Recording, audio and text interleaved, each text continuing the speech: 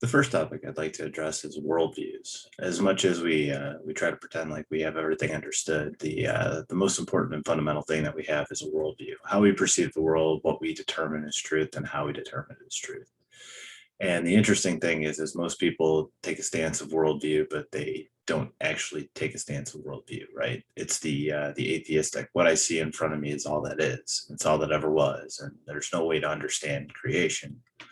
But it gets into a handful of complex tasks, and I'll explain the importance of ontology in a little bit here. But let's go into worldviews and how it shapes how you think through things. Let me pull up a screen share here. The first thing you got to look at are the basic questions, and the basic questions are what really shapes your worldview. And in shaping a worldview, what's really important is you have to answer the questions of, where did we come from? What are we here for? Where are we going? And what's wrong? Obviously, we don't know that, and then we don't know what's the solution, right? So we understand that we're in a world and we're trying to process information, but at the same standpoint, if you can't answer any of these questions, you don't know what do you know or where you're intended to go. So when we flip away from that, one of the other important things to go into is how does ontology, or at least the relationship of variables, influence how you perceive the answer to those questions. And for that, I'll go to another worldview chart here. I took all these off of online. A lot of them come from various sources. I didn't actually have a chance to cite them all, but the first thing here is you'll just start noticing when it comes down to your worldview, the first thing you have to start with is a view of ontology. And the view of ontology is really the origin. Where did we come from? And, in this particular chart, do you believe in an immortal soul? And if you don't believe that the soul is immortal, you're going to go for a non-religious belief and you're going to have a secular or worldview. And I'll show you the danger of it. But if you do believe there's an immortal soul, you'll end up falling into a religious belief. And if you're looking at religious beliefs, you're going to either have a God-centered view or a cosmic spiritual view. So it's either going to be more spiritual or it's going to be more governmental. And how you interpret that kind of determines where you're going to believe of an afterlife, death, and basically the causality of nature and where we're at in this entire world. But the danger of having a secular worldview is what I call the identity crisis. So when God said, he will send a delusion that everyone would believe the lie, I don't think he's pointing to UFOs or anything else, but rather that we're all identified by what makes us, ourself versus what makes us us, right? So if you're going to lead people to delusion, I can see it around us. It's going to be classifying them against, faction against factions in terms of identity. So what people are going to do in a natural state. And let's go into what a secular worldview might entail. And I found this wonderful chart online too. So if I pull it up here, your cultural identity is going to be based off of a handful of characteristics. So you're going to base yourself off of race. Are you white? Are you black? Are you Asian American, right? We see how this is used to create division within our culture right now.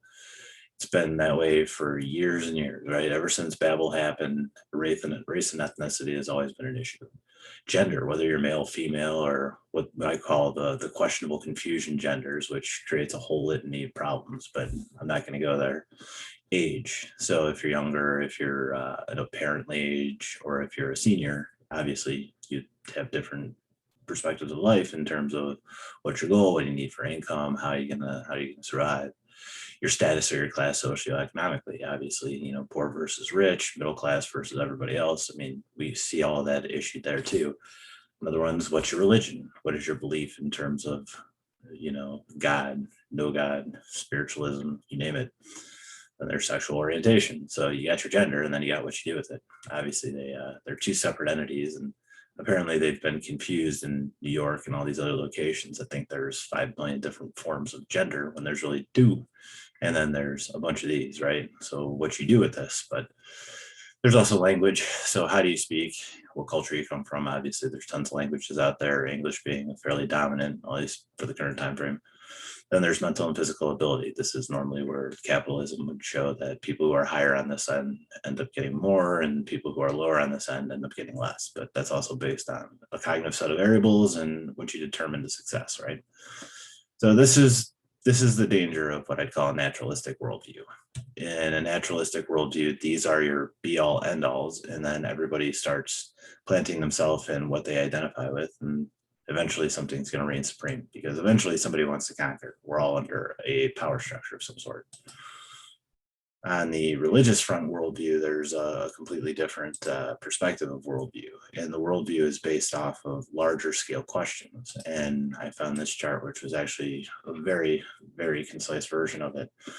The basis of a religious worldview starts with ontology. If you have no source of truth, if you have no reason to believe that what's in front of you, what you see, what you taste is real, how you determine reality is going to be completely different. And I'll spend a little bit of time here, especially since systems theory and a lot of simulation theory ideas have been out there. And especially since the advent of the matrix, the philosophy of people understanding whether it's a projection or it's actually, physical reality is totally different. And people who have more of a naturalistic perspective by nature would assume that it's physical, which would by default mean their ontology is God. But if they deny God, they're basically living in confusion, which makes no sense. So until you have a basis of a reality, you can't really get back to the next three. And that would be, epistemology, which is the study of truth. So what's true, what works, what doesn't work, what's good, what's evil. You got ethics, how do you behave, what's right, what's wrong. Then you got aesthetics. So what's beautiful, what's not beautiful, what's ugly. This could be anything from personalities to job types to characteristics. But again, if you don't have ontology or basis of truth, none of these actually carry any value. So if you are atheistic or nihilistic by nature, you have no basis for truth, and therefore there is no truth.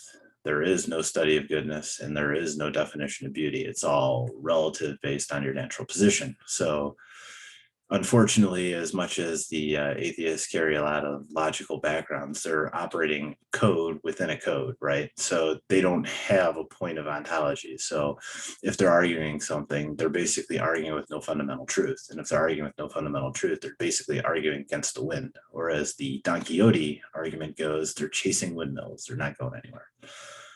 After you have a basis for, what is truth, what is good, what is beauty, you can then start going into the what I call systematic aspects of the understanding.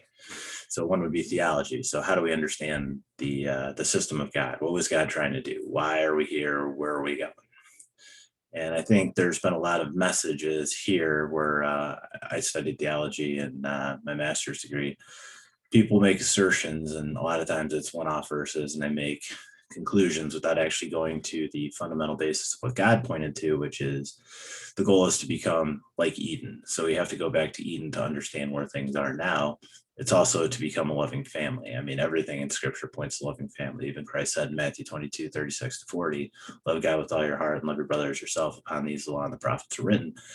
If we understand that and you start interpolating scripture through that, you can start realizing that there's a lot more simple truths that we just neglect with our perspectives. And it's not to say that your perspective is wrong. It's just to say that your perspective is built by your hermeneutics or your background or your social or cultural identity. And you have to step back a little bit to understand what is God telling you, what is your culture telling you, and what is truth. Anthropology, the study of man. This is one where if you don't have any of these, you can't really talk about history. You can't talk about the progression of man. I would argue we haven't evolved. We've actually devolved. We've become to a culture where people have smartphones, and the smartphones are a lot more intelligent to the user. So you can go to Google, you can find any sort of information you want. The ability for people to process information or turn it into something usable is a completely different thing. And as much as we've become more capable of sharing knowledge, we've also become more incapable of recognizing what's real, what's not real, what's true, what's false, and what's actually real, or what is information, what is knowledge, what is wisdom. Wisdom's using the knowledge to come to a basis. People lack wisdom.